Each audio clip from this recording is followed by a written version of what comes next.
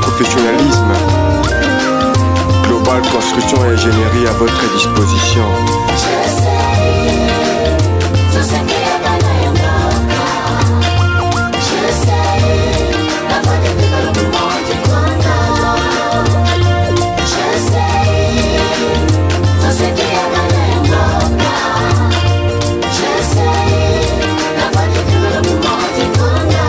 Pour vos projets de construction, GCI vous offre un travail efficace et sécurité pour la réalisation de vos projets. GCI a mis en disposition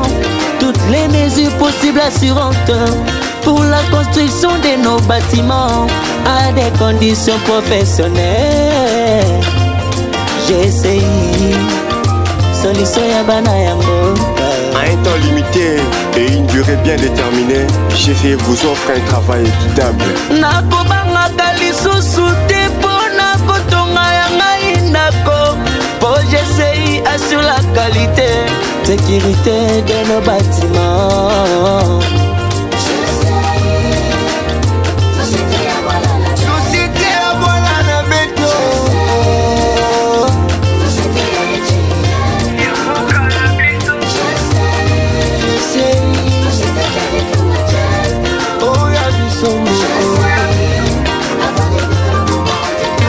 GCI vous construit de maisons, GCI a Tonga, la clôture, Moussala et toiture, électricité, Kobo Sanate, carrelage, Benga GCI Global. Avec des ingénieurs qualifiés, des agents professionnels, de personnel compétent, GCI t'assure le travail à une durée déterminée. Pour la formation de vos portails et fenêtres, Kobo Sanate Global Construction à votre disposition.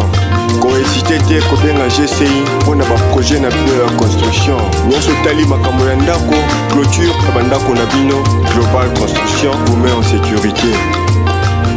Olingo tonga bandaku luka, Olingo tonga ba bureau pe ba immeuble.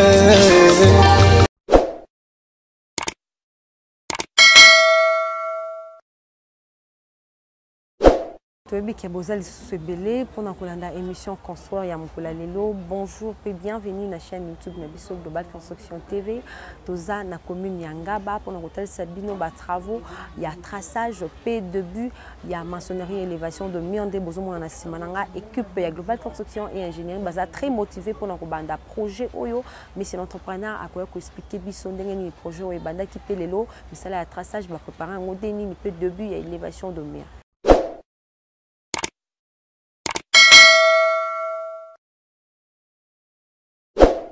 Monsieur l'entrepreneur, le lieu où na commune Angaba pour l'hôtel Sabande commissaire à traçage peu de billes à maçonnerie élévation de mur. Ce qu'on a biso bozo préparant un deni à traçage peu de billes à élévation de mur sur le plan. Il y a des matériaux de construction et puis à quel genre de bâtiment où vous a prévu que tout.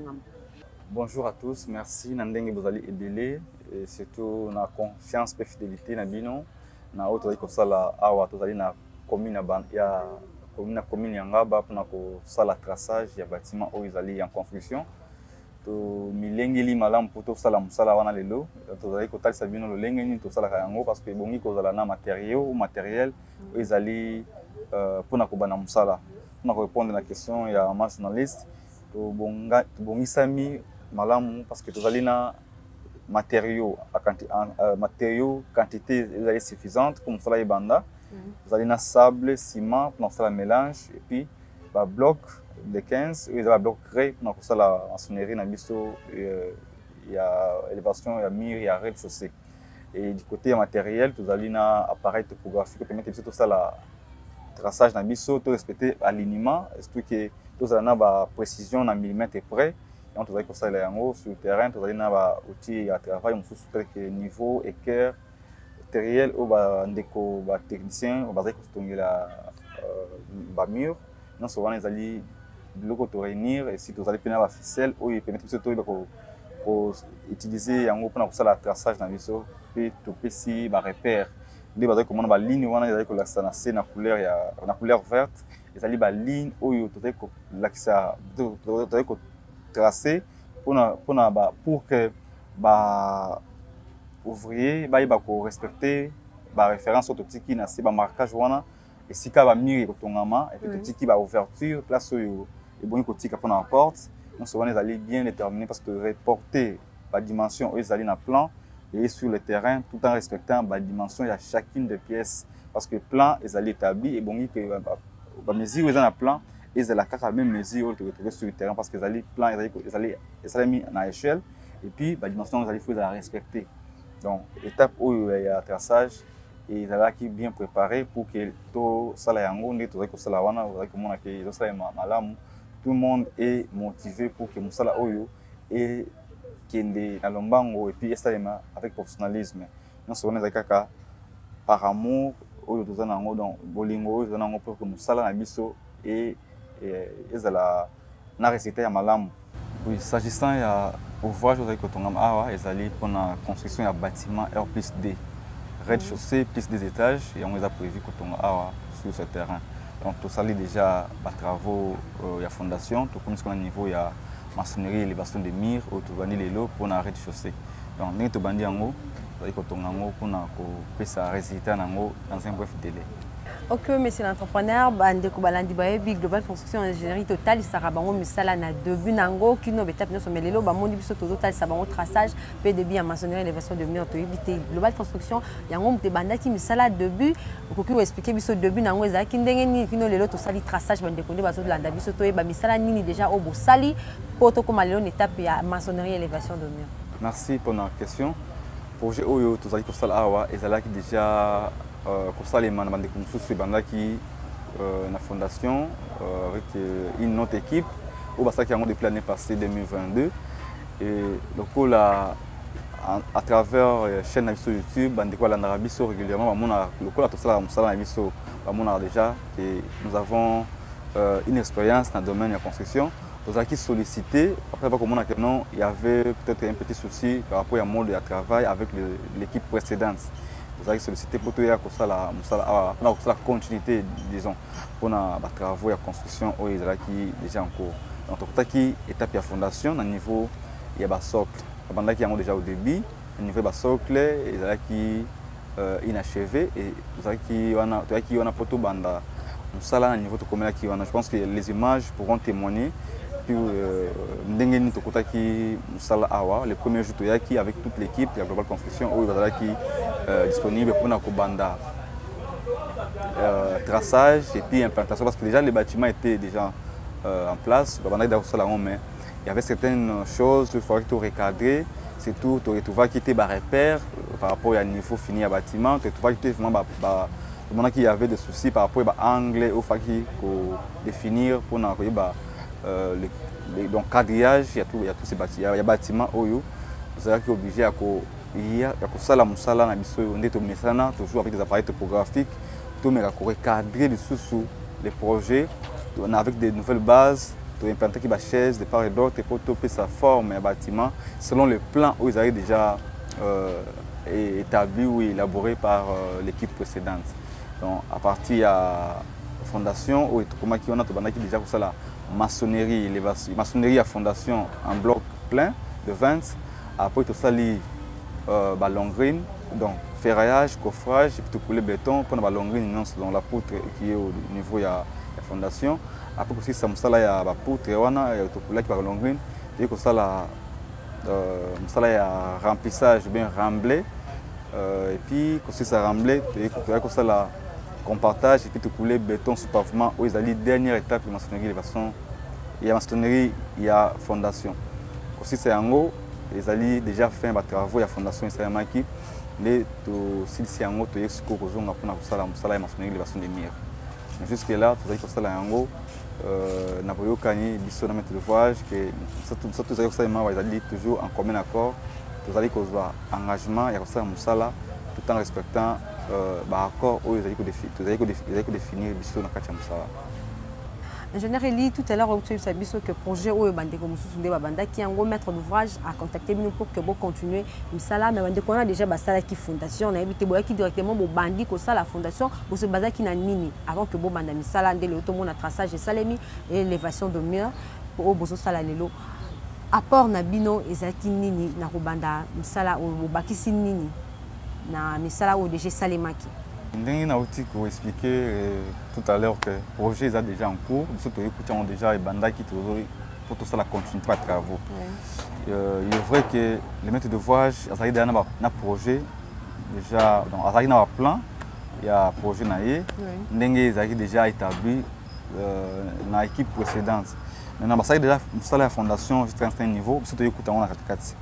es capable de battre la première fois, tu es juste pour l'état des lieux, c'est la descente sur le terrain où il permet de faire faisabilité de travaux, réalité pays assistée d'Ingezali. On a pris connaissance, il y a Oisamaki, et puis nous sommes allés plus loin pour voir un peu, pour sonder les niveaux ou la profondeur de la fondation Basalaki. Vu qu'on avait toutes les difficultés pendant que, surtout que les terrains ils marécagés. Alors, tout ça, que non, zone Oyo et Zali et Sika Oyo, ils allaient à toutes les profondeurs. On avait du mal à creuser. Et on s'est basé plus dans les détails où on fonctionne par le maître d'ouvrage selon l'état de fondation de Sayamaki. Ils avaient gardé les archives. L'archive pour nous, total sur Sayamaki. Et lorsqu'on a étudié ou analysé qu'on a l'équipe de par rapport au voyage des constamment, nous François Salamaki avec la structure qui était mise en place, ils avaient quand même passable pour la continuité des travaux. C'est ça qui c'est une recommandation pour nous travailler dans projet ou puis pour améliorer quelque chose tel que dans le début de l'émission que tout qui awa de référence ou les repères pour nous niveau fini à bâtiment ils allaient quitter. Il y avait aussi des problèmes. Les problèmes, il y a alignement, il y a un bâtiment par rapport, il y a mur mitoyen, voisin, mur, il y a clôture. Donc, le bâtiment qui trop, peut-être coincé dans le bâtiment, dans la clôture, et puis nous étions obligés de décaler en haut pour nous faire un passage autour. Et puis, tout ça qui a devoir regarder aussi l'angle. Parce que le bâtiment, ils ont ceux qui sont dans la forme rectangulaire, il faut l'angle à la droite. Donc, l'alignement, on fait la respecter pour éviter la force cœur, pour éviter la différence. Il y a une pièce, mon par exemple, chambre, côté sous et c'est déjà au départ, nous faisons l'aligner. Donc, on est venu sur le terrain avec l'équipe pour retracer, recadrer, réimplanter le bâtiment selon les nouvelles bases. Même le socle, la colonne, c'est déjà en cascade. Parce que déjà, c'est autant dit que les fondations qui basées sur la fondation Moko, je peux dire recadrées selon la norme. On était obligé de ramener la dimension essentielle. Parce que dans le bâtiment, il y a une partie où il y a une structure qui est enterrée dans le niveau de fondation. Et c'est structure ou bien ferraillage dans en fonction, il y a structure pour pouvoir voir dans la fondation. Et puis, maintenant, l'élévation des murs. Et si on a une structure, ils ont une forme, ils ont prévu. C'est les bon au départ. Et au commis, tu mets regarder. Je pense que nous, autant qu'on est tous là qui jouent sur le terrain, on est mobilisés pour recadrer certaines choses et puis couper ça en forme des bâtiments existants. Je pense que l'image est que Samala, le bâtiment et les Oyo, une certaine transformation. Surtout comme on a niveau de béton sur pavement. C'est-à-dire qu'on a passé des étapes où il y a très importantes et ça l'élément. On a une équipe professionnelle pour que les Oyo mettent le voile jusqu'à Zali. Je pense que Zali Kolanda a montré quand même qu'il y a une amélioration. Parce que l'équipe a débuté, on a fait un mois de difficulté. Mais Oyo Zali branché na TikTok, na Instagram, YouTube, on a toujours extrait, on a posté en gros chaque fois. Pendant qu'il y a un traçage, implantation qui peut corriger certaines erreurs au départ et qui peut nous faire comme ça. Oui, bien sûr, mais dans ça, nous sommes toujours complémentarité. Place qui moins erreur, tout bon ça pour que le bâtiment est dans les normes. Dans le Oyo, je pense que Bandeko Belé, nous avons une référence que non, bâtiment n'a pas de Moussou. Parce que les erreurs, il faut toujours point fort où il y a l'équipe pour vous contacter. Donc là, on a point fort quelque part. Il y a un salle où il y a construction, dans le domaine où amana ki no senga ki to ya ko apporter un plus parce que bande ko wana basala ki ba musala mais ba koma kité donc ebiso to yokoma to sur le terrain to meki ko tala place nini ezalaki malamu to garder place ezalaki malamu te to meki ko bongisa yango pour lelo biso nyonso tozala na niveau oyo tokomi awa. Chers abonnés, Boki Ndenge Monsieur l'entrepreneur a expliqué apport na bango soki ezalaki nini par rapport ya esika bakutelaki misala pe continuité nango kino lelo ndenge bazosala traçage pe élévation de mer ya rez-de-chaussée. Monsieur l'entrepreneur olobi bâtiment eza R+D ce que ba fonctionnement nango na etali nombre de pièces pe disposition ya ba pièces. Projet oyo ezali en construction awa ezali pona bâtiment ya étage mibale na rez-de-chaussée tozali ko retrouver 3 appartements na parking. Na premier étage, tu as 4 appartements, deuxième étage aussi 4 appartements. Donc, na premier et deuxième étage, tu as un appartement type. Donc, au total, pour un bâtiment, tu as retrouvé 11 appartements. Tu as prévu un parking ou un rez-de-chaussée. Ok, monsieur l'entrepreneur, nous avons la fondation, peut continuer, mais à part fondation, on a deux buts d'entrée, béton na éviter utilité na ngoza nini za na c'est par rapport ya fondation esalemi awa utilité na ngoza nini za peka na misala ya fondation yango pesa na fondation tozani. Oui, merci. Dans le début du projet, tu as déjà que tu as misala ya fondation ou ils qui en cours tu as déjà tu banda qui à un certain niveau tu te comme on a niveau ya sous-pavement tout ça li. Béton to couler awa ils allaient niveau fini ya fondation. Mais et si quand ils allaient décaler dans niveau fini ya fondation ou jusqu'à tu allaient awa ils allaient juste sa zone où ils allaient pour un parking. Parking, ils allaient devant et puis dans le côté gauche jusqu'à voir faux septique. Décalage, on a toujours remarqué entre béton où il y a ce pavement, ils allaient juste décalage à parking dans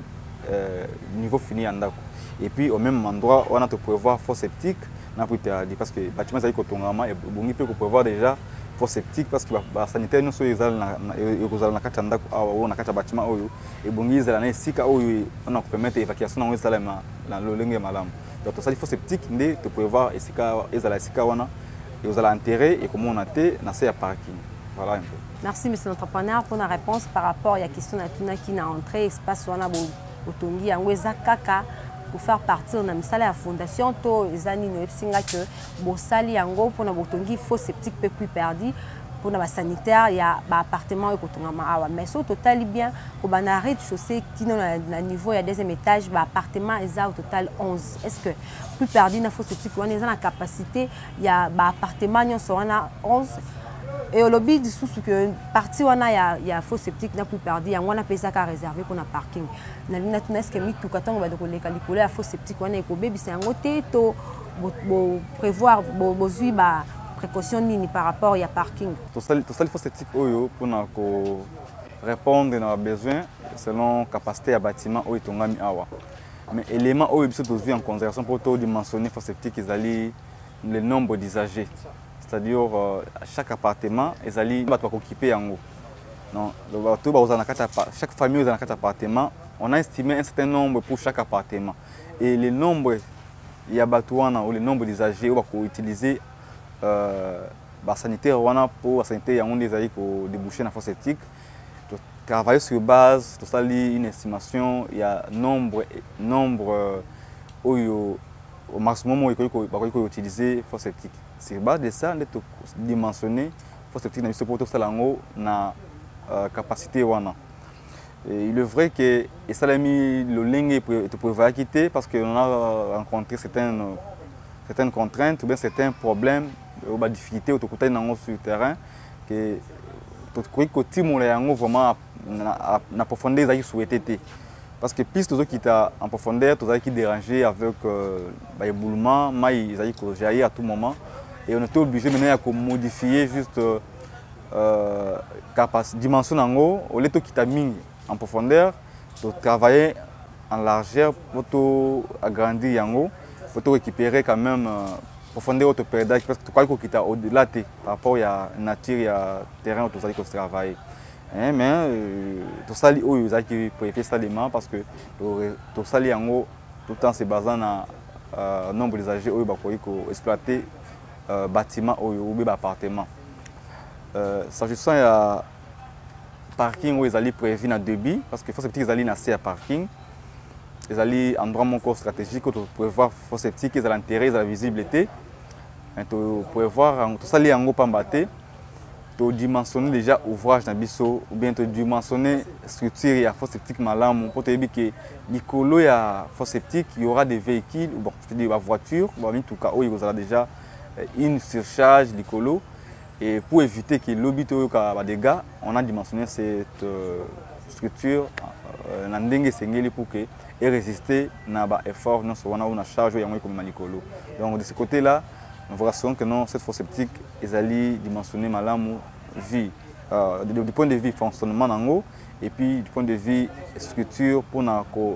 résister contre toute sollicitation. Ingénieur Olobaki que vous sali continuité ya misala ya fondation ODG Salemaki mais fosse septique otanga ki yango te na misala nini ODG Salemi awa parce que yango ezaki kaka na kati ya projet ya kosala fondation to yango eza part eza musala mosusu. Oui, pour la fondation to sali awa ezali musala o ezaki pour éviter ça parce que tout est en cours bon qui to sinaki juste contrat pour na kosala continuité ya ba travail fondation tina suka suka na ezali béton sous pavement. Fosse septique ezali un autre projet et tu as sollicité pour tout ça en cours parce que c'est la fonction qui en cours les tu vu engagement ça fosse septique le coup là ezali moko ça ça mara na étape il y a étape ya msala ko timula et bon ngaki ça maman moko parce que en belé ko timula wana et permettre biso tout ça en sous rembler et puis tout mais cotiser autrement donc fosse septique ça l'a mis à part ezali projet mususu donc ekoti na kati ya fondation santé donc c'est un contrat qui est signé rien que pour la fosse septique, n'a plus perdu parce qu'ils allaient faire partie de la fondation. Lorsqu'on parle de la fondation, ils allaient dans l'implantation et bâtiment juste au niveau de béton sous pavement, fondation Sili. Fosse septique, ils allaient aspect mon sous oyo, ils vont y installer ma nango. Mais le coup là pour un projet oyo et souvent ils allaient que installer ma na période oyo pour tous les qualités comme la moko ya misala oyo ils allaient ya kotimola tout ça et permettre biso tout la misala ils allaient en hauteur quoi. Donc, nous avons fait fondation et puis nous avons signé un engagement avec la fosse septique Maramoko. Nous avons dit que nous avons évolué. Mais nous avons fait fosse septique qui a mis un délai bien déterminé parce que nous avons duré pratiquement je peux dire 2 semaines. Une équipe nous prenons la terrassement avec tout ce qu'il y a comme difficulté pour on a utilisé la technique par planche pour éviter l'éboulement et déranger biso mais tout ça qui est obligé qu'au au-delà de tout ça le niveau de référence pour tout ça là c'est dans le niveau de comment qui wana mais avec le temps tout ça qu'on continue pour tout ça peut plus perdre parce que tout ça les ango quand ils allaient ici comme moko tout ça dans fosse septique to couler béton ango ils allaient déjà fini et puis toujours passer maintenant à la deuxième étape tout ça maçonnerie une autre équipe va travailler maintenant pour ça la plus perdue parce que dans un terrain où ils ont marécagé et bon comme ça la plus perdue où ils en a trop plein pour nous permettre que maïs ce qui est débordé par exemple et ceux qui allaient évacuer peut-être dans le niveau où ils allaient libanda parce que déjà dans le terrain où ils allaient marécager ils en a problème il y a un moment qui va pas me belé parce qu'il faut septique n'a plus perdu mais ils a visible donc moyen qui est en profondeur ils étaient batikali nango ils a vraiment tout bon cimetière on va couler béton on ciment la plupart parfois c'est petit comme on est bisika moko ya salité tout le monde nango c'est comme tu va revendre terre couler mais biso avec la technique malgré que nous sommes sur un terrain où ils allaient na difficulté pour notre timola l'eau est à faible profondeur tout ça li effort pour timola peut maintenir to agrandir puisque dimension nango et puis to ça la yango pour fonctionner normalement au cas où peut-être il y a débordement parce que tout ça dans le terrain maille ils ont assez donc maille ils ont ko na nappe phréatique ils ont influencer maille au la fosse septique donc maille or rôle il y a pour pédé ils infiltrer maille au fosse septique ils fonctionnent normalement et comme il n'a plus perdu c'est l'infiltration or na terrain où ils ont la présence à maille na faible profondeur ils ont difficulté maille wana au ya fosse septique et écoute n'a plus perdu maille mususu na carte donc pour qu'il s'infiltrer et comme il passe avec le temps au niveau de maille ils ont matin ces hommes matériaux s'infiltrer donc capacité à infiltration dans les sous infiltration dans les ma sous le banc on ça ma scoop malem parce que déjà dans 16 ans maille mususu et directement maille wana et comme matin au fur et à mesure on est au niveau mon boye to bengi trop plein là il faudra maintenant prévoir un tuyau ou une tuyauterie pour que maille wana les évacuer dans un niveau où ils sont extérieur pour ce qui est comme le niveau on a dérangé par la parcelle donc mais tout ça li yango en dehors il y a la fondation. C'est un projet qui a été évalué en dehors il y a des travaux pour que ils allaient facturer dans des salaires parce que les hommes là il y a fondation té les hommes ça mais mingi c'est ngaka beaucoup pour sa fondation pour pouvoir payer une rubrique ou bien une je peux dire un devis et que c'est ngaka pendant que ça musala faut sceptique pour mais ça il y a au team là nous c'est la étape moko vous allez na musala social la tena vous allez au titre au musala ça dans l'école. Ingénieur Eli comment qu'on est progressivement vers la fin il y a émission mais projet oyo tant bobandi yango tant maître d'ouvrage a contacté bien pour bobanda musala première fois na bino bokoma ki a na terrain oyo difficulté ni bokuta nango par rapport ya projet. Oui, les travaux tout ça a tout en cours net le but déjà qu'il y avait une grande partie ça marque déjà au départ. Surtout yaki to kuti na état oizalaki et bongaki tout ça là quelques améliorations pour que tout soit résultat au tout ça qui on a lelo. En termes de difficulté, vraiment dans la fondation oizalaki premier contact sinaki il n'y a pas vraiment de difficultés à relever parce que ça a mis malamu et puis ça a mis la délai à convenir et à côté à mettre de forage côté de l'entreprise et ça a mis na boyo kanipi na kimia difficulté to yokuta nango to ko relever ça juste na ça pour na côté à force sceptique parce que bandeko basali fruit et il y a eu tellement de difficultés pour na ko quitter en profondeur de to baki déjà na émission awake tout ça qui à mesure te comme en profondeur vous avez qui voulu ou il qui prévu pour na la force sceptique tout ça que vous avez obligé à souka na niveau moko ou il qui pour éviter mais to agrandir puisque dimension il y a force sceptique pour tout gagner plus en termes il y a largeur dans longueur hauteur bien profondeur nango il qui réduite par rapport il y a difficulté tout terrain nango parce que dans le terrain où ils allaient à profondeur ils a pas ce côté là ça la terrassement donc au timo là il passe heureusement que nous avons une motopompe qui nous a permis à chaque fois que timo là ils bima il faut vider la motopompe à tout moment donc ils ont qui facilité nous avons appliqué la technique où ils travailler sur un terrain où ils allaient na mai ils allaient na pointe à mai na de profondeur mais sinon donc si remonter la difficulté nous on a qui miqué mais bon ce qui est important que ça salami au moment où nous sommes tout que la fondation Sili complètement et puis force sceptique peut salami comme un niveau il y a pour évoluer pour la maçonnerie les maçonneries où ils allaient étape où ils en cours au délai qui sali yango to l'équipe nous ça qui va difficulté to se remonter yango pour que tous soit résultat au tous dans le les entrepreneurs to comme na suka émission mais avant tout kabona ce ko pesa bandeko ku ya ba travaux ya fondation o bo sali bo na sika o to zali et puis ba retenir nini na on se tolobeli le travers émission étant donné que to kota ki ba travaux à fondation ils en cours et qu'il y a une équipe où ça déjà une grande partie c'est peut-être que ça là une autre partie pendant aussi sango nous ne sommes pas mesés peut-être à combien écouter dans l'ensemble parce que l'équipe wana basaki musala ba évaluer qui musala la fondation dans l'ensemble et basali yango une partie nango c'est de continuer donc et puis ça va être et puis si peut-être moins peut-être moins facile et aux facilité biso to ba ko loba écouter qui tel montant parce que biso to zebi montant au biso de évaluer à niveau de côté là qui na niveau de succès yango bandeko na va ki montant ba basala ki ya bango na début na je pense que celui qui est mieux placé voyez ba ku ya musala la fondation dans l'ensemble les aliments d'ouvrage ou à dépenser ou bien à disposer budget moko bien déterminé ce qui a sali sommation na ou ya liboso na obse to sali musala ya étape pour comme na suka ya fondation ndeko ko pesa réponse wana malheureusement que aza wate na pesi mbote skazali donc biso to sali ou ya biso je pense que le coût ya musala to sali et déjà et pas y a mettre d'ouvrage mais je profite aussi dans l'occasion où peut-être ça va dire comme ça bazali ko landa biso ke musala et bongi installer mon équipe moko du début jusqu'à la fin ou bien ba bandi étape ba six étapes pour wana ko banda étape ici là et permettre ka bato bazo continuer étape mususu ba kende na logique normale mais ce qui étape pour bandaki et que si na noté et ce qui dans là et ça me peut le lenge singa qui ça maté c'est tout na ka wana pe ça va mon boulot je pense que non et petit ba comment muki ba calcul ou bien budget il y a ndeko avec ça musala donc kaya awa pesa wana je pense que ndeko sikazali akoyi kozana idée ya oyo peut-être ya dépenser zali peut-être conséquence ya ko sala musala na deux équipes différentes pour une seule étape donc wana to sali na maîtrise na ngote ne to baki ne bongi quand même ko quand même soin à travailler dans l'équipe moko et on tout à chaque fois que avant na ça la choix équipe moko pour travailler dans un projet moko x y et sengeli que ça la vraiment analyse ya koyeba est-ce que batuana bazali valable ou pas si ba valable pour s'engager na bango. Donc il faut être convaincu na msala na bango et puis nzambe personne pour que pour ça la collaboration wana et comme matina suka et puis résultat nango ezala satisfaisant. Donc biso to yeko apporter quelque chose oyo ezanga qui peut-être na projet na baba bandaki mais le oyo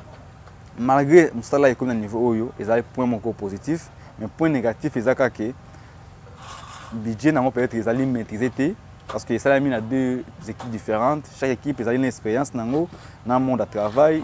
et puis politique à musala ou philosophie à musala. Donc nous sommes et qu'on permette que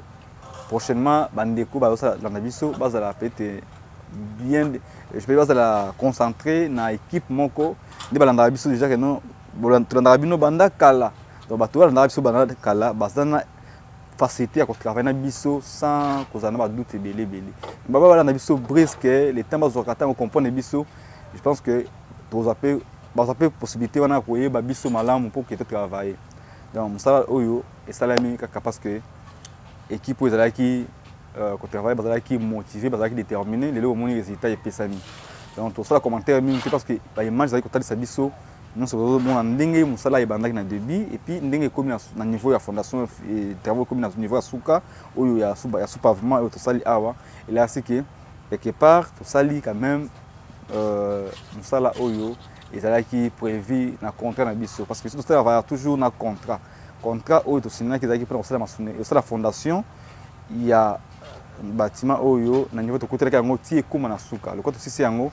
comme si nzambe parce que collaboration avec ezaki malamu pe l'équipe malamu yango ne permet biso to continuer na étape suivante oyo to sala oyo bandistiko étape en cours et maçonnerie avec l'espoir que to continuer sous na étape oyo ya sima par la grâce de Dieu. Pour na lelo je pense que bandeko belé ba ko sala analyse et puis ko tirer conclusion selon ndenge bango ba comprendre émission na biso nande musala na salami et puis ba ko benga biso ceux qui mituni zali à travers numéro ezali affiché pour cause plus ba détail ou ba précision ndenge to sala comme ça na biso procédure na biso ya musala fonctionnement et puis comment kobanda puis pour na comment na résultat to sala ngode do. Donc bolanda biso na chaîne YouTube ya Global Construction et puis na Facebook, TikTok, Instagram et si ka puis beaucoup mona ba information o ezali fiable pour na ça to ko sala et puis en actualité na ça to ko sala kona mo ko mona ba statut to postaka chaque fois na numéro ya WhatsApp o ezali affiché wana pour boyeba que chantier o ebandaki tel jour ebandaki telle date mais ça ko kende pe que non na suka to tombe no botondi na ndenge bozaki ebele ko landa biso à travers cette émission Nzambe azala na biso et puis tukutane la prochaine fois.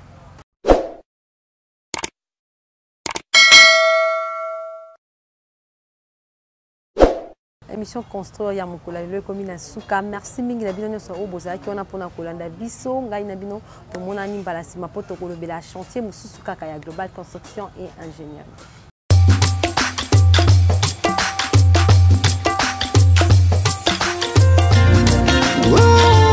Travailler avec assurance, sécurité, modernité et professionnalisme. Global Construction et Ingénierie à votre disposition.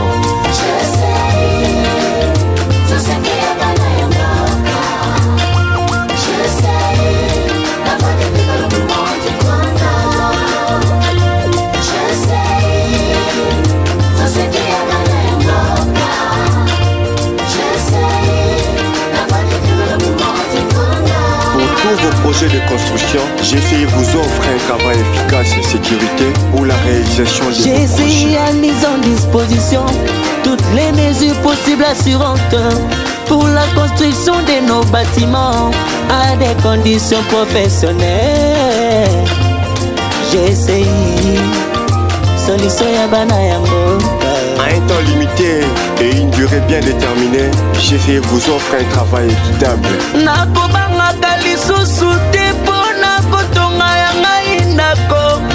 GCI assure la qualité, sécurité de nos bâtiments.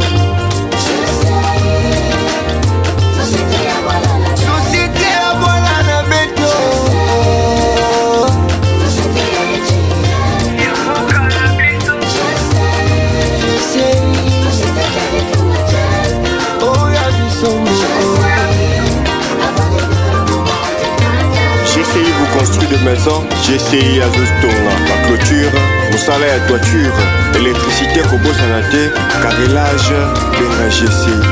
Global. Avec des ingénieurs qualifiés, des agents professionnels, de personnel compétent, j'essaye d'assurer le travail à une durée déterminée. Pour la formation de vos portails et fenêtres, Kobo Sanate Global Construction à votre disposition. Cohésité Kobenga GCI pour un projet de construction. Nous sommes makambo ya ndako, clôture bandako na bino. Global Construction vous met en sécurité. Olingo tonga bandaku luka, olingo tonga babiro pe ba immeuble.